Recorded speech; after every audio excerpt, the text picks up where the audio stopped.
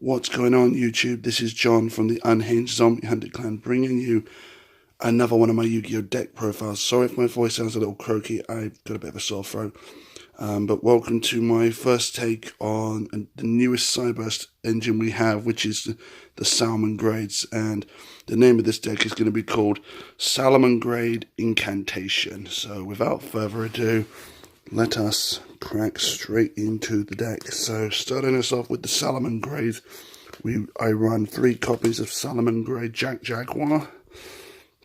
This card is useful in a lot of different combinations, so I'm not 100% sure on all their effects just yet because I'm still playtesting this deck, but I am sure that anyone who wants to play Salamangrate with incantations, there will be a link in the description down below. And if you want to find out how to make this deck, watch this video, check out the crew at Zephyr WarGames, check out my friend Joe at on Zephyr WarGames. He made a similar Salamangrate deck, Cyberburst deck, but not with the incantations. This one is more focused on the rituals, so yeah.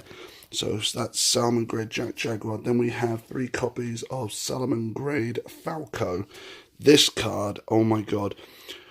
If it's sent to the graveyard, or it's in your graveyard, you can add 1 Salamangrate monster back from your hand, and when you do, you can special summon it without not like worrying about the normal summons. So in a way, he's a good card to get into your graveyard and get out Jaguar again from your graveyard if you use him. After Jaguar and Falco, I do run 3 copies of Salamangrate Foxy. Now, this is the first time of me using Salamangrate, so don't worry about that. But Foxy's in a level 3, so combine some of these together and I can make anything with them. After that, I run 3 copies of another one of the Salamangrate. It's called Salamangrate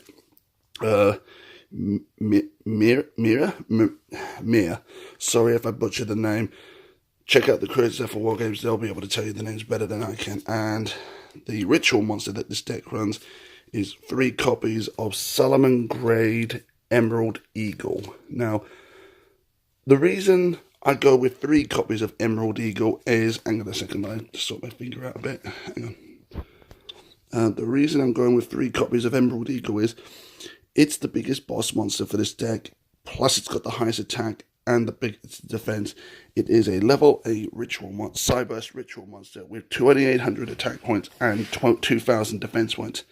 And this card will just literally screw your opponent over. It will make them shuffle their back row back into their deck or do any other things.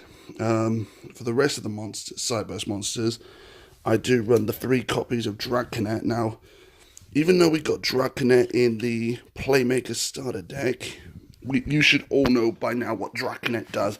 Lets you summon a level 2 or lower normal Cyberburst monster from your deck in defense or attack mode.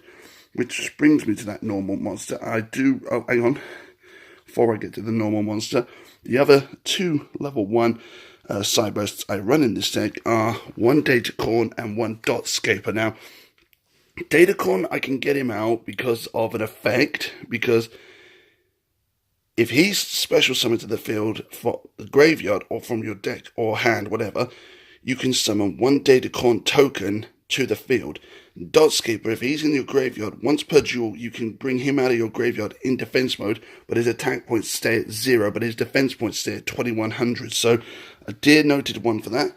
And then the last of the Cyberbursts, as I said, I run 2 copies of Digitron. So, that is the only level 2 normal monster Cyberburst that Draconet can let me get out easily without having to worry about another summon.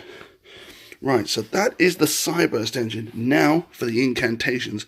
For the incantations, I do only play 3 copies of Incantation, if I can get it out properly, Incantation Penquill, and 2 copies of Incantation Bookstone. Now, these cards, since we started getting the incantations, ritual monsters have been more easy to get out than anything. Incantation Penquill or Bookstone can let you just add a ritual monster and the ritual spell card to your hand, or for both of them, that lists the name. And the best part is, if you've got this one in your hand and this one in your hand, combine and you add the ritual spell and Emerald Eagle, you combine these two levels, which equals this 8. You can ritual summon Salamangrate Emerald Eagle, no problem. And the best part is the incantations are the best part to this deck, because this deck is focused on ritual summoning as well as fusion summoning and link summoning. But yeah, that is it for the main monster lineup. For the spell lineup, I do play 3 of the Salamangrate's field spell. Now, I'm sorry, I can't pronounce the field spell. I only can say Salamangrate Sun Course, which I don't know how to pronounce it, so I'm calling it Sun Course for now. But if you check out the crew at Zephyr WarGames and check out my friend Joe's video on it, you'll see he's easy to pronounce it, because I've got problems with my eyes at the moment. I am dyslexic and I cannot read properly, but I am trying my hardest to read better and get better at it all. But yeah, that's the field spell. For the rest of the spells with the Salamangrates, I do run 3 copies of Will of the Salamangrates. Now, the reason I can read this one is it's the easiest one I can read, because it's got big bubble writing, small print writing. Even though it's big bubble, I can read it, but I'm not very good at small bubbles. For the ritual spell, I do run 3 copies of Rise of the Salamangrate, which helps with Emerald Eagle. So yeah, that's the best card to go with Emerald Eagle and the incantation. That's the Salamangrate spells. For the rest of the spells, I run the 1 polymerization because of the fusion monster in this deck. But I will be, hopefully, at some stage getting cyberknight fusion. So that'll be another thing. I do run the 2 copies of Mystical Space Typhoon in this deck because it's Mystical Space Typhoon. And for the last of the main deck, because it's the trap lineup, I only run 3 copies of 1 card, which is... It is called, off by heart, it's called Salamangrate Gift. GIF. Now, I'm not 100% sure what this trap does just yet, but once I learn the mechanics from this a bit better, I'll bring you an up-to-date deck profile with this, so you can all see what I mean. At the moment, I'm just not very well, and I've got a bit of a sore throat, so I'm sorry. Also, to my friend Joe, if you're watching this video, please take note. I am sorry if I'm not sounding like myself. I've got a very sore throat, mate. I am sorry about this. So, yeah. Right, for the extra deck, I do run 3 copies of Diplicus Chimera. Now, this is the only fusion monster I'm going to run with the Salamangrate, because it requires only 2 Cyburst monsters. So I could fuse it with a Salamangrate, either Jack Jaguar and Draconet, or Draconet, Jack Jaguar, or I could go Jack Jaguar, Foxy, or Digitrol. There's 100 choices you could go for with polymerization or cyberknight fusion. There's 100 choices. But this card is literally one of the best, because, yeah, basically,